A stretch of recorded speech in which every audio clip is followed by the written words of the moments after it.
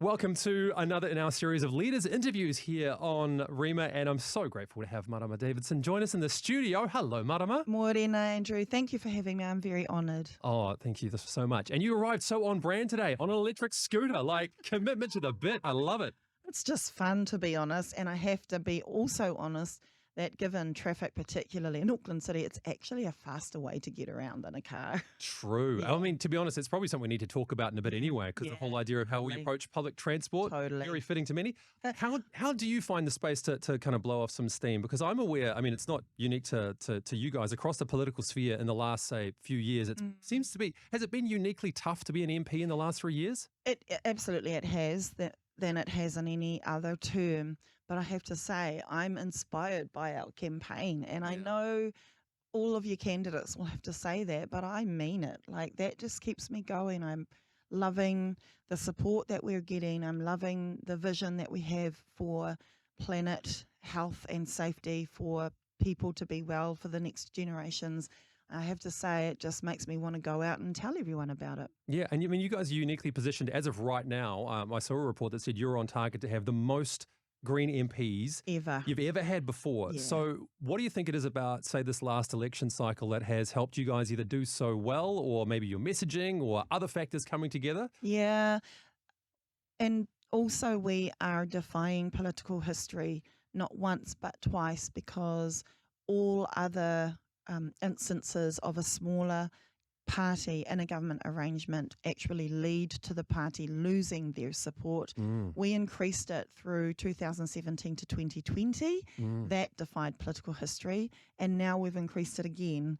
For 2 terms in a row, we have increased our support well above what we went in with on election night. And I put it down to being really focused on people and planet, quite simply, and wanting to give people a vision to hope for, and our messaging just being really relevant to people's everyday lives and to people's hopes and dreams. And I think the final thing is our incredible grassroots campaigning, where, I mean, I know other political parties are literally having to pay people an income to do their door knocking and their phone calling. I am so proud that people doing that work for us, they're not being paid, they're volunteers, they're actually making sacrifice beyond just their time. Many people, I spoke to someone yesterday in Christchurch who heard my RNZ radio interview a couple of mornings ago, and just off that wanted to get out of his house and come to a calling party for the Greens. So I'm pretty chuffed with our grassroots volunteers. I think maybe if there is a positive to, I suppose, being one of the what's being called the power brokers now, I think they're calling you, right? No longer the minor parties with the power brokers. But it does help you have a little bit more of a focused message, perhaps, in that, you may not be able to set the entire tone of government, but to say these are the things that are the most important to us. And I mean, I would say you've been very consistent about that through the years too, but do you feel like maybe it is because of things like cost of living as well, have highlighted what people are feeling a little bit more, they're connecting with your message more clearly? I think that's absolutely correct. We're the only party who has got a whole and costed plan that we could actually end poverty, especially for families with children, but that people on low and middle incomes will benefit from our plan more than any other political party. And at the same time, we are not going out there trying to sell to the people that the uber wealthy need even more wealth, especially at this time. And I think I know the research and the surveys are showing that even for the National and ACT supporters, even the majority of those parties are wanting the uber wealthy to contribute more. And that's a massive sign. So I think that's the sort of cut through that we're getting on the ground. Yeah. And I mean, one of the policies that you talk about there is a guaranteed minimum income, right? Can you tell us a little bit more about what that involves? Yeah, so that is a $385 minimum guarantee for people out of work, people studying. It means that no matter what, when you are facing just ordinary life circumstances, you will be able to have the basics and survive. It includes extra top-up for parents with children. We highlighted just the other day that we would also double the Best Start payments, which is the amount that everyone gets per child. At the moment, it's $69. We would actually increase that to $140, and we would make it universal up to the age of 3, whereas at the moment it's universal to 1, and then it's mean tested up to 3 after that. So all of this we know will make such a huge difference for people who we also know are just doing their best and struggling to be able to live a good life. That is unnecessary. People do not have to struggle in Aotearoa. We've actually got what we need. We just need to unlock the wealth and share it around the way it should have always been. And the question that tends to come out with these policies as well, right, is always around the fiscal realities of these things. Everyone's saying, how do you pay for your thing? You can't pay for yours. You can't pay for yours. There's a hole here, a hole there, whatever it might be, right? But of course, when we're looking at this one, the wealth tax has been at the forefront of your discussions of, where we can access some of this money. Tell us about the thinking behind that as well. I know there's some stats on, how disproportionate wealth is allocated in New Zealand. So tell me more about that. So, for example, 311 families are holding $75 billion. That is more than the entirety of all wealth that the entire bottom 50% of the whole country hold. And so that is not just, that is not justice. And also those on the highest incomes with the highest wealth are effectively paying half the tax rate for people out there cleaning and bus driving and working in shops and keeping our communities running every single day. We tax people who earn, low and middle incomes particularly, but we do not tax people who own. And so those houses that are out there growing wealth for the few, they are not working. They are just sitting there and they are hauling massive costs from people who rent, who are out there sometimes 2 and 3 jobs just to cover the rent and the kai. We do not have to choose this for our country, and the Greens are on track to be the biggest influence in government where we could actually get these solutions over the line so that no one has to worry and can plan with some stability what they want to do with their lives. And so, something like a wealth tax would obviously supplement what we're already bringing in with other tax income and that sort of thing. And of course, tax is always a topic of discussion. One of the counterpoints to this that's been raised is that over the last few years in particular, the government spent more money than ever. And in fact, it's increased exponentially. And so the idea of, all we need is just a bit more when we've already spent a large amount more than, at any other time previously in New Zealand's history. What would be your response to that when we're looking to say, well, yeah, we're almost there, we just need a bit more, and then others would say, well, you just need a bit more again, and then a bit more again? Yeah, actually, the government has been trying to catch up on decades of underspending, particularly in key areas like health, climate change, poverty, climate action, environmental protection. So, for example, under Jan Logie's leadership, my Green MP colleague, she injected millions, tens of millions of dollars into the prevention violence funding of grassroots organisations that had been neglected for 10 years. So when people say, oh, it's the most we've ever spent, people need to understand we neglected key services for decades, and we are barely bringing that up to equity at all. It's not a little bit more, Andrew, it's a lot more. If we want to reduce the further expense down the line for climate action, we need a lot more to be able to support our farmers, for example, to cleaner and regenerative ways of farming, to be able to build up the public transport that we need so people have more choice how to get around, so people aren't stuck in traffic, and that will require massive investment as well. We've got dirty pipes and water happening. We've got beaches and rivers that aren't safe to swim in, let alone drink. We've got dirty old pipes that need fixing. We need a lot more, but we can afford it because the wealth that we need to fix all of those things is being held, and the system can change so that the uber wealth only have to pay a little bit more. I have to say I was quite offended by Shane Jones on a debate I was on the other night, who said to me, Marama, you cannot eliminate poverty by impoverishing wealthy people. I'm sorry, but they will not be lining up at food banks after giving an extra 2% more.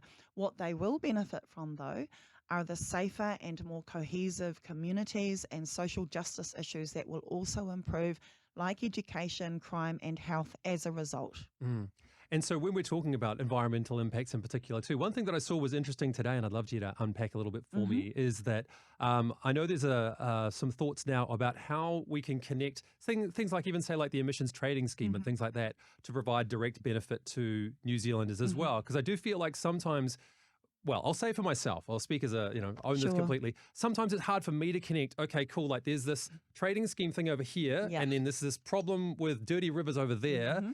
And how do these things affect me? It just seems like it's a way of, I don't know, taxing this person for that person. And I don't know how I'm going to benefit from it. So tell me again about this, the ideas that you guys have been sharing very recently about maybe helping people understand how the emissions trading scheme could benefit them directly. Sure. So, for example, we have a climate emissions reduction fund, and polluters pay into that. Yeah. So, we have to all remember that the big polluting industries have amassed incredible wealth and privilege and power, but they have not shared the benefits. Mm. And they have done so at the cost of our climate, with massive emissions being spewed into our atmosphere. They have done so at the cost of our environment. Andrew, you have only 1/3 of your beautiful rivers in this country that are possible and available to swim in. Mm. We should have all of them. And when Auckland floods the way it did at the beginning of this year, we haven't built our communities to be able to withstand those weather impacts the way that we could if we would invest and build properly. So those polluters have a moral responsibility to share around the resources that they grew at the expense of the many. Mm. The climate impacts, the environmental destruction, and inequality has been impacting on you, whether you know it directly or not. And so, making polluters pay for their mess to clean it up is, I think, something that many people would understand. And what we can do with that emissions fund is things like, and this is another green priority, allowing for a grant and being able to fund up to $36,000 clean energy for your home so that they are cheaper to heat, more money in your pocket so that they are healthier and are not going to send your elderly and your children to hospital, which is what we are currently doing, so that you are part of reducing emissions because your homes will be run and powered by clean energy. We can funnel money to those who need it so that, because otherwise what is going to happen is people on low and middle incomes are going to bear the brunt, the impact, and the cost of climate change more than those in wealthy high places who aren't on the floodplains and are getting their whole lives ripped apart, more than those who have got all the bunkers they need and all the emergency goods that they need because they can afford it, whereas other people can barely cover their day-to-day kai, let alone get up a storage of it. So we have to funnel that back to the ordinary folk like yourselves who need to understand, wait, how am I going to benefit off that polluter tax? Well, first thing is you've already had to bear the harm of it in both social, environmental, and climate impacts. And secondly, you are going to have to bear the harm of it disproportionately trying to survive. Mm. And so I've that's heard what we some can say, do. yeah, I've heard some say it's like the idea of people being able to privatize their gains but publicize their losses. Absolutely. Right. So that we have a system, Absolutely. and I think this is generally something we should all be aware of and concerned for, that you can, in some ways, even as a corporate entity or even as an individual sometimes, do a lot of harm, Yep. take a lot of income out of it. But Yep. if things go wrong, you can get the government to pay for it. You get the council to pay for it, Exactly. right? And that's the trick. And this is where, when I hear policies that bash only some beneficiaries Mm. without acknowledging that actually big corporations have been beneficiaries for decades, Mm.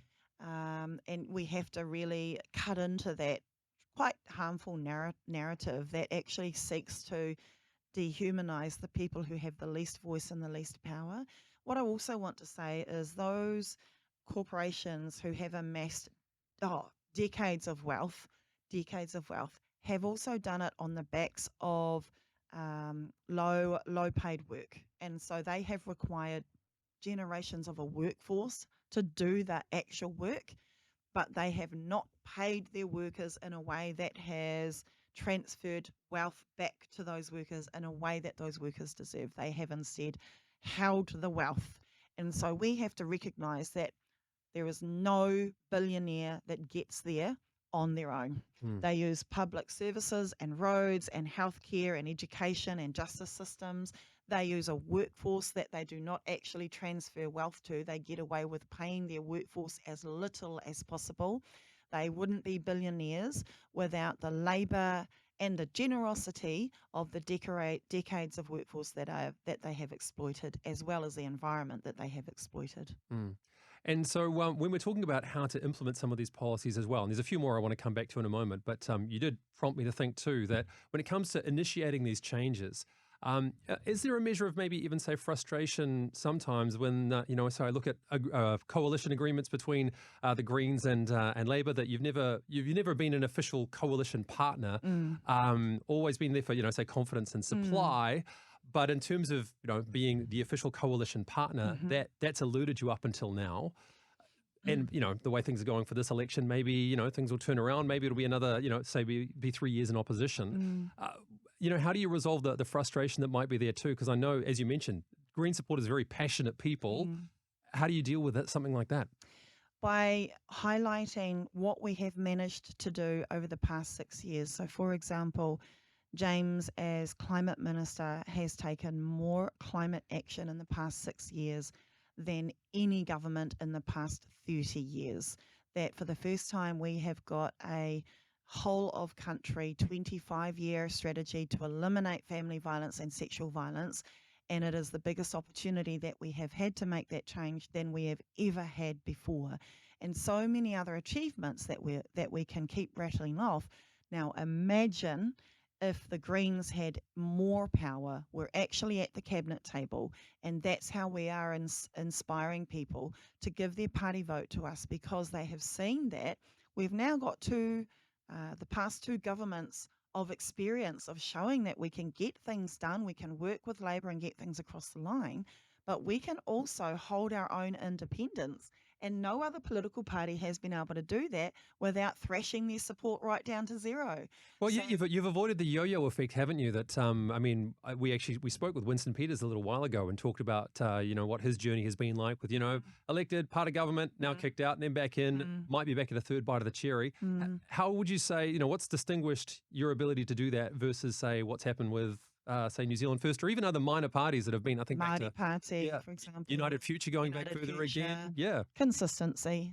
We haven't compromised on our long-standing charter, which centres te tiriti justice above social responsibility, environmental wisdom, non-violence, and a commitment to those with the least power leading the decisions that impact on their own communities. And we've stuck to that for decades. And I think people, when they think about other political parties, they sometimes have to scratch their head and go, actually, I don't know what they actually stand for. But with us, we've remained tried and tested and true. And I think people see that. Let's talk about renters for a moment too, because this has been another big focus, even prior to election season and the situation that renters find themselves in New Zealand, the balance of power and where it may or may not be. What are your solutions for those who rent in New Zealand? Rent controls. We're really proud of the fact that we are proposing, and this is a very popular policy, we are proposing to limit the amount that landlords can raise your rent to either 3%, or in times where inflation is really high, like right now, we would limit it to, so at the moment inflation is well above 3%, but it would be 3% or the lower of inflation and wages, and so the lower of that. So never over 3%, but sometimes it could be less. And why that is because right now the power is held by people who own, and I think it's a third of the country who rent over that for Māori and Pacifica, who are just being priced out of their homes, who are in unaffordable situations where the majority of their income is going towards rent, and that is not acceptable. It's not durable, and people are suffering because of it. While we massively scale up public, affordable, and community housing to actually clear the social housing register waitlist in the next 5 years, right now we need to stop the horrendous impacts that high rents are causing to people, and we would do that with rent controls. It's something that we've looked into for this whole term now, and we're really proud of going out there with that. And you're probably going to have a bit of a battle on your hands with rent control too when it comes to the economists that come out of the woodwork to say, you know, broadly speaking of rent controls, it's like a red rag to a bull, right? You mentioned rent controls, and it seems to be economists broadly fall into a no, they don't work kind of category. And I know you've looked at addressing why they would be different in New Zealand. Yeah. What would be your response to those who say that when rent controls have been tried, they have not been effective? Yeah, that's just untrue. And so where they have been unsuccessful is where the rent control is not comprehensive. So, for example, in other cities and countries where only some homes qualify for the rent control and others don't, then you create this massive inequity. Our proposal will scoop up all rental homes. Secondly, the economists come back and say, oh, you're just going to force landlords to either sell up, or you're going to make sure that they recuperate their costs in other ways. This is also why our plan comes with a massively and costed plan to upscale public housing as well, so that we are not beholden to just a private rental market. And that's why ours will work. We've done the research into where it has worked, where it has kept rents down. And those economists, they sort of need to get a little bit more up with the modern play and the modern analysis, rather than keep reaching to models which don't equate to our country at all. Mm-hmm. Let's talk about public transport. As we mentioned, you put your money where your mouth is, or your feet are, so to speak, in your arrival here today. There is a weird conflict I find in New Zealand. You know, your certain issues are left or right depending on where in the world you are. And it seems to be, for some reason, that the public transport discussion seems to be a left versus right thing. It's weird as. Isn't it weird? It's really weird. It's no matter what you think your political views are, who likes to be stuck in traffic? I don't know if I've found a human yet. And the only way to get more people being able to have less stressful travel arrangements is by improving public transport, investing in it, and also improving for safe cycleways and walkways.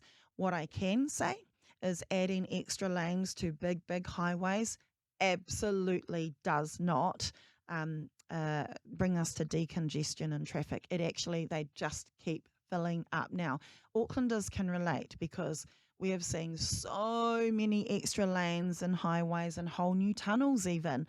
Has it made your trip smoother and faster? You all know it has not, because instead we need to be giving people more choices to travel, to get around, and to choose to leave their car at home. And that will free up the roads for people who really do need to use it, for couriers, for people with disabilities, for mobility drivers, and the rest of us can choose another way of getting into work that's far less stressful and polluting, and far healthier for our bodies and our minds. So I want to change tack ever so slightly, because we did talk just before we came on air that it's 8 to 10 years depending on how you slice it. Yeah. For you being involved in politics now, and for those who aren't aware as well, it's not like you had nothing else going on in your life before you got involved. You're a mother of 6 children. Yeah, very proud, and 2 grandchildren now. Well, congratulations. Thank you. We love it. We absolutely love it. But don't let anyone kid you into thinking that you can do this job alone. It requires a whole community. It requires family support. Yep. My family support is my husband and our older children, who have pretty much been helping to raise the babies for this past 10 years. And I'm just really, really grateful for my broader extended whānau and community who have been there. This isn't a sort of a job that you can pretend to be all macho and be isolated in your efforts. You really need a close network of trusted support who you can share the Yeah. burdens and the stresses with, and stay healthy. Because you can stay in this job for a long time, but are you healthy? That's another question. Well, that's the thing. It does seem to take its toll, doesn't it? For those who maybe don't have that support. And again, I'm in awe that you've been able to raise your family during that time. What was the conversation like? Walk me back, say, 10 years ago when you go like, all right, kids, mum's thinking about getting into politics. Yeah. How did that go down? They were so young, they didn't quite understand what the realities were going to be. Yeah. Especially my 6-year-old, I think sums it up well. The story that I have for her, she was 6 at the time. And they're like, yeah, mum's going to be an MP, but like, what does that mean? Yeah. And then the first week that I was away for a whole week, and then I came back, and, she was young and had been used to pretty much being in my hip pocket her whole life. Mm. And then I came back from my first week, and I didn't even get in the driveway after my taxi dropped me off with my luggage. I barely got in the driveway, and this little angry face came running across the lawn, jumped up, and just wouldn't let go for probably a couple of hours. And the look on her face was like, what the hell do you call this job? And I think she's worn that understandable, well, I don't want to use the word hostility, understandable grudge about my job for this whole time. And so it has taken me very purposeful discussion and care to keep her close as much as I can while I'm actually hardly ever in her life in a day-to-day way. It's taken me, I've had to go out of my way to make sure we stay connected in other ways. So yeah, that's the sacrifice that people, I guess, won't know what it's going to be like for their family until they get there. But again, it's only been because of an incredible family support that we're all doing okay. So what if they said to you, Mum, we want to follow your footsteps? Has that happened? Oh, I think they'd run 100 miles fast in the other direction. They're very much not into the public face of it all. Yeah. They don't want to be anywhere near me when I'm in front of media or public events, which I completely understand. They are all particularly shy kids. Like you have kids who are all number of characters, right? All of mine happen to be painfully shy, and they didn't ask for this life, but we manage the best that we can. And I try and it took me years to learn how to be disciplined and give them my focused attention, or not at all. So yeah, it's that's interesting. I think they're proud, but I think they look at it and go, who the heck would want to do this? Yeah. Well, I mean, it's an interesting point though that you made there, that idea of, it's either full attention or not, right? Because I think, I mean, it's so easy to fall into that trap, right? I'm just going to read this text or this email while you're telling me about your day at school or whatever it is. And then suddenly, it doesn't go so well. Yeah, sure. It took me years to learn that I was doing that, though, that I was distracted. And then you end up not doing a good job of anything. You're not doing a good job of your emails, and you're not doing a good job of your Zoom call, and you're also not doing a good job being a mum and being attentive. So you have to make a decision. I'll do this now, and then I'll do this then. And that took me years of learning how to do that, learning to have focused time, and learning that my well-being depended on it. Like, you think to yourself, oh, I'll just get all my work done and then I'll be better. You're never going to get all your work done. There's a waiting list of about 1,000 hours more that you need to get through your list, and you're never going to get it done. So as we mentioned earlier too, you're likely to be joined by a bunch of first-time MPs as well. So, I mean, are you going to have a conversation like that with them, or what's going to be said to those guys? We've been having ongoing conversations as we get nearer and nearer to the reality of more and more of them come in, and I'm sort of like, oh, are you ready? And then we have another poll where we've gone up again, and I'm like, so are you, Yeah. So we've been having those conversations quite deeply with different candidates from time to time. People have got children and families and other things in their lives. There is nothing, though, that can prepare you for the actual reality until you get there. Yeah. Okay, with the last few moments that we have together, I've got a couple of quick questions we've asked to everybody who's come through these doors, so you can take as much time as you like to responding to these. But first of all, do we have a problem with free speech in New Zealand? No, I wish we actually did have free speech. There are some people who have been disempowered for their free speech for a long, long time, like my grandmother, who had her language beaten out of her. Like, if that isn't against free speech, I don't know what is. So I wish we had Equality in free speech, not just those with the power. Would you change anything about the current abortion laws in New Zealand? No, we've always been clear that abortion is a right for that person to make that decision and needs to be seen as a healthcare approach. How would you rebuild trust in government?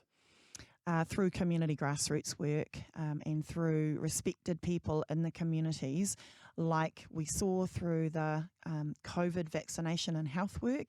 It was our leaders in the community who had the most success in being able to share a message of protecting our whakapapa, and that's why we take the vaccinations. Our government leaders were never going to be able to get through, but our community leaders can. And lastly, why should a Christian vote for the Greens?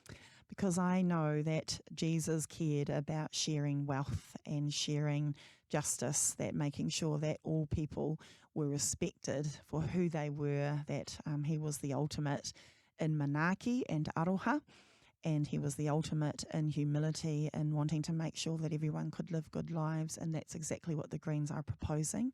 I know too that all people, including Christians, understand that we have an intergenerational responsibilities to the people coming behind us to be able to hand them a God-given planet that is beautiful and safe, and that we have protected the ecosystems, and that is exactly what the Greens are proposing as well.